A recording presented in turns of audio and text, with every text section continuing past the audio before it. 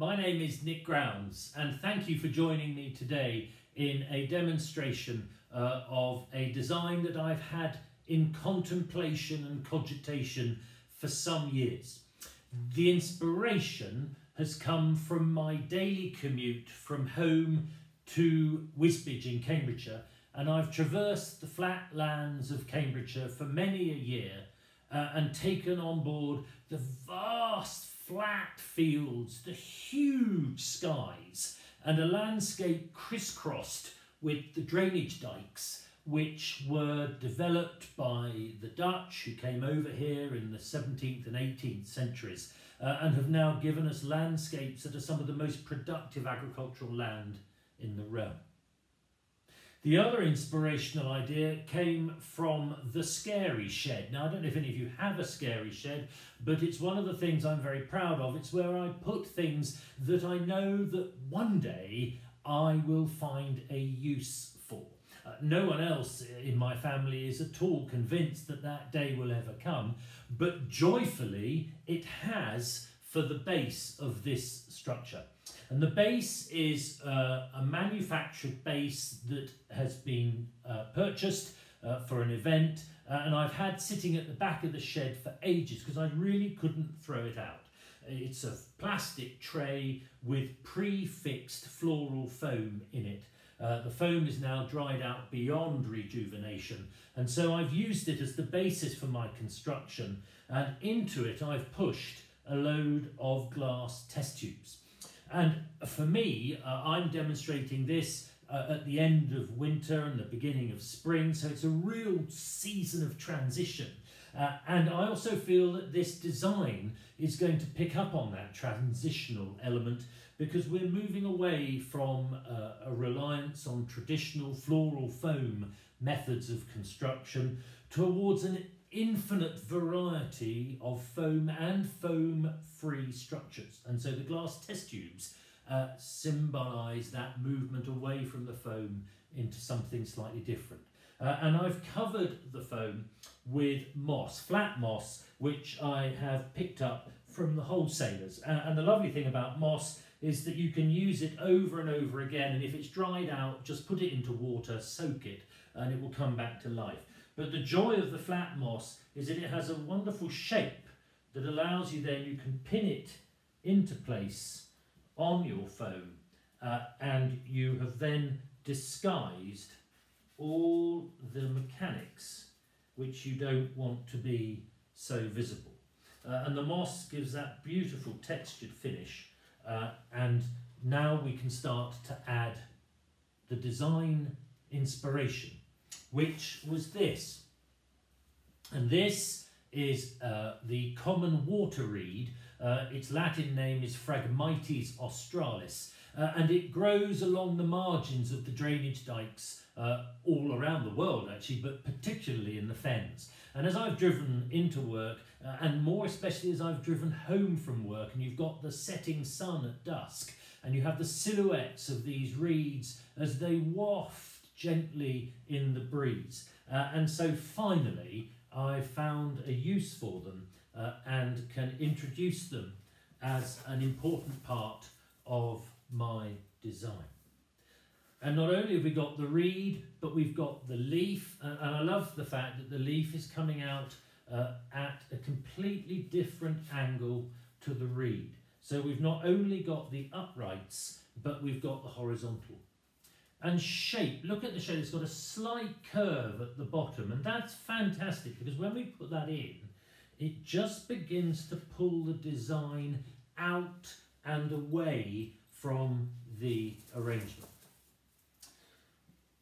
The Roman philosopher Virgil once was quoted as saying that a twig blowing in the breeze will determine the angle that the tree ultimately grows into.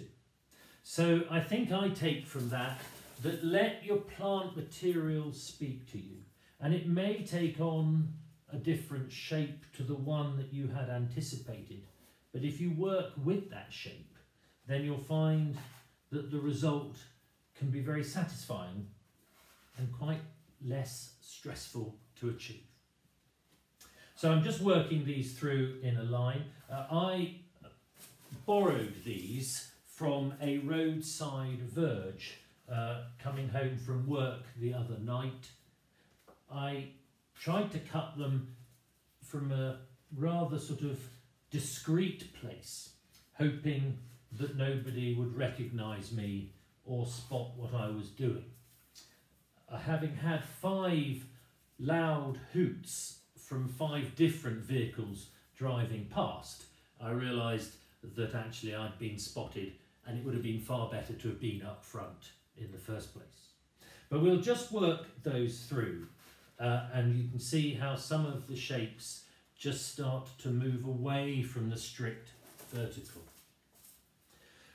The concern I had was that the reed head, the seeds at the top, after a while they open up fully and they reach a stage where they should be distributed by the wind.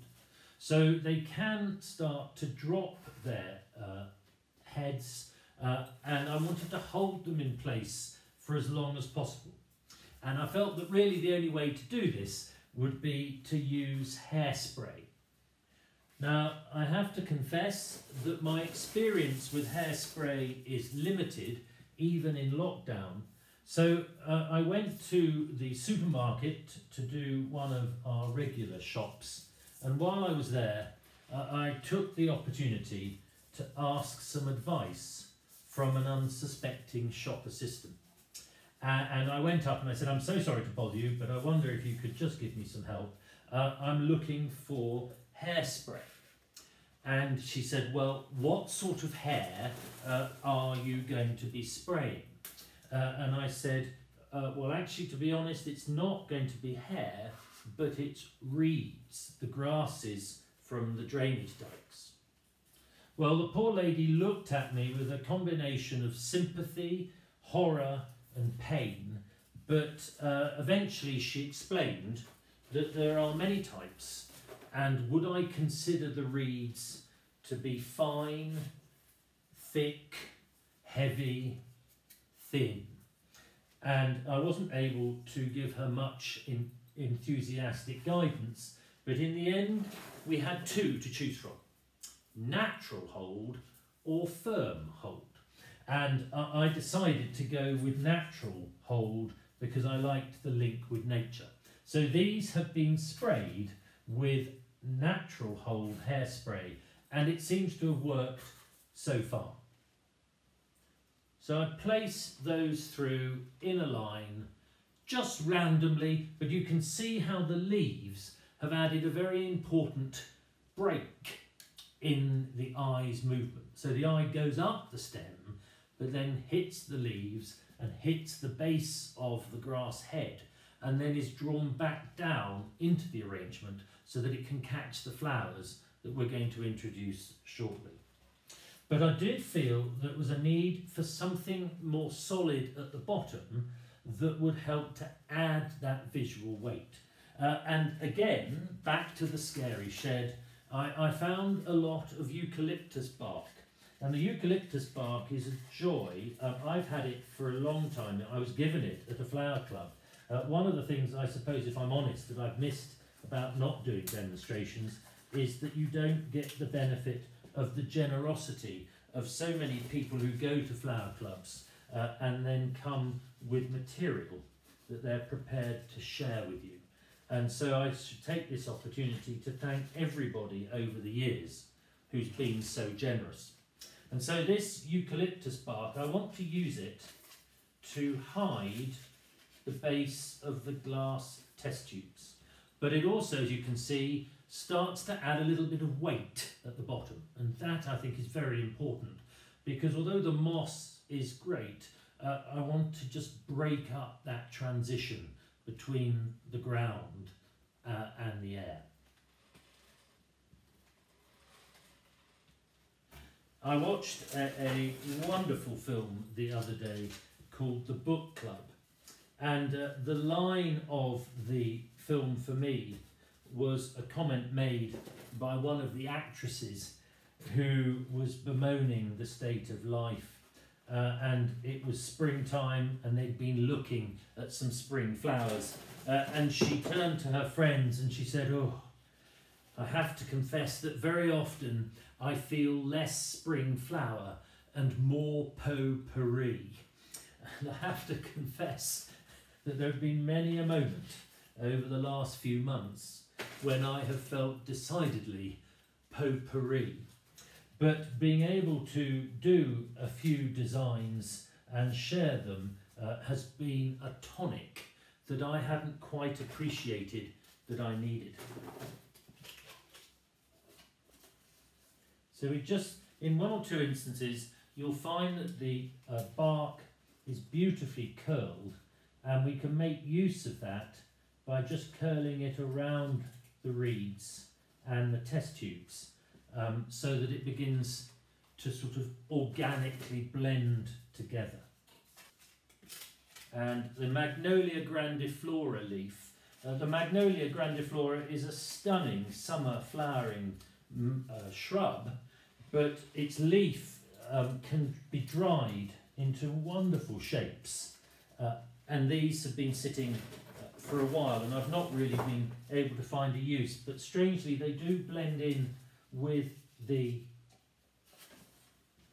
eucalyptus bark, and so the combination of both, I hope you'll find, has added that important break between the moss at the base and the air and then the reeds at the top.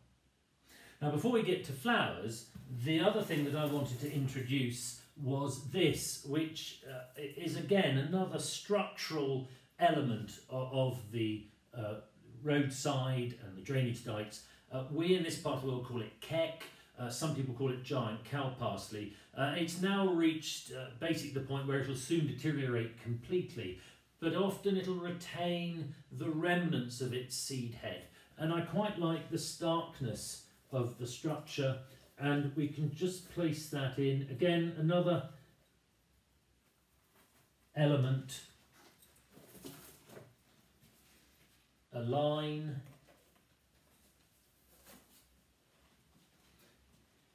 and some interest.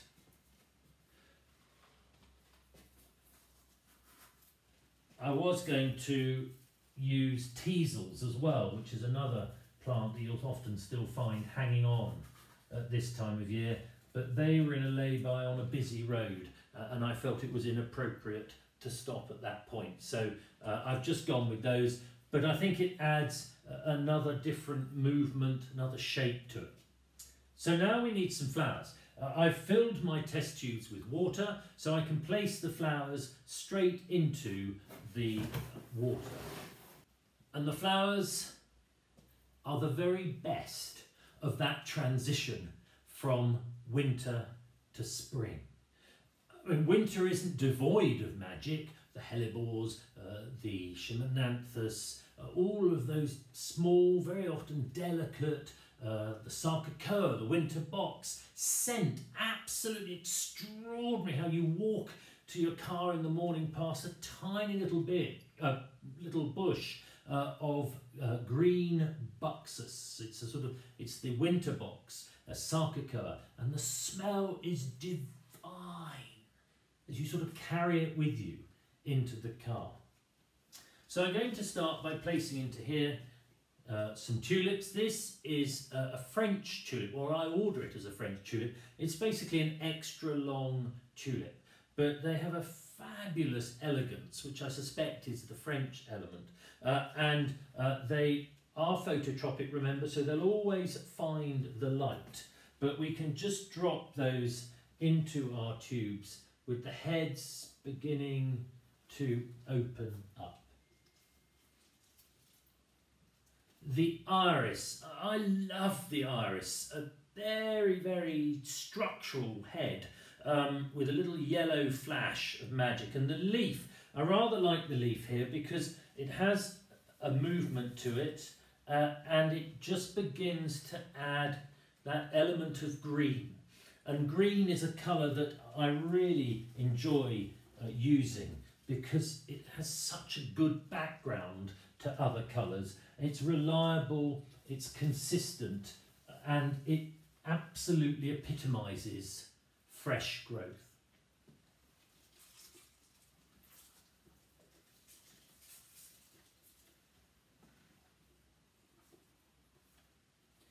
Now, I admit that this flower is not completely spring in its origin, but it's the little Piccolino Gemini. So it's of the Gerbera family, but it's the tiniest one you can order. And I love the fact that it's got this beautiful dark centre with these small little petals of joy, and just a few of them. And I think it's because it sort of echoes the right colour that I couldn't help but feel that just a few of those sat in no particular order makes such a huge contribution to a springtime arrangement. And then the Narcissi. This is Sol d'Or, which is just, the smell is sensational. Sorry, I couldn't resist it, but it absolutely is. I wish we could transport the scent into the room with you. But little heads of pure joy, and again I've kept the leaf on so that we get a little bit of movement through, and we're just placing these in no particular order, just wherever you sort of find that the moment takes you, put the flower in, because you'll often find in spring that flowers appear in the most extraordinary places, often defying any sort of botanical logic, but they seem to battle the elements and appear. So working those through, continuing to add the iris.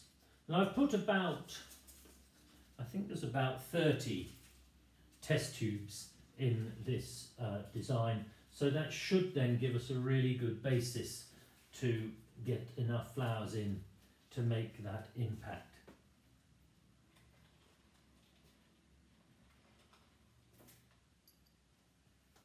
I'm not certain as to whether I've got a front and a back to this design, but I always try, if possible, to work all the way round, because I feel that the more flowers you can add through a design, the greater the depth and the more visual interest there is for the eye to travel along.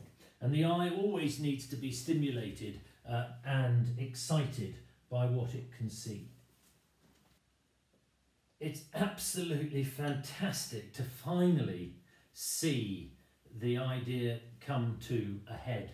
I did a new design at Christmas because we have been lucky enough over the years to accumulate a lot of very small and delicate little Christmas figures that hang. And if you put them on a Christmas tree, very often they're so delicate that they get lost in amongst the other bigger decorations. So I came up with a design that was basically a tree structure that we could hang these little decorations on. And I was very proud of my structure, and I placed it on a table behind the sofa. And as it turned out, it was a very fortuitous position, because Fiona would often sit on the sofa over Christmas and I would sit in the chair facing her, and I would be looking lovingly towards the arrangement behind her while giving the illusion that I was looking lovingly at her. Now, of course, the reality is that I was, but she wasn't overly impressed when she discovered where I'd put the arrangement, and so it had to be moved, and then I was able to focus entirely on her. So the last few flowers into there, and just to finish with a tiny, tiny bundle of magic. A difficult colour. This is the blue grape hyacinths, or the muscari, and it can be regressive. The colour can disappear, but again, the smell is fabulous, and just a couple of bunches, and I've grouped them as bunches so that they can then be sat in the test tubes as one group along the front the design. A couple of slightly shorter heads, again just to produce some interest towards the bottom of the structure. And what I hope we are left with is a very simple, very easy on the eye design that allows us to encapsulate the transition from winter into spring, that moment of profuse growth, of vigorous regeneration. But it also allows me to clear something from the scary shed. It allows me to realise that after months of being potpourri, I can now be more spring flower. And I hope that when you're next driving across wherever your landscape is that you're driving, take inspiration from what you see and treasure the magic of that vision. And I hope that you too get a chance to bring that to life in one of your flower arrangements. Thank you so much for joining me, and take care.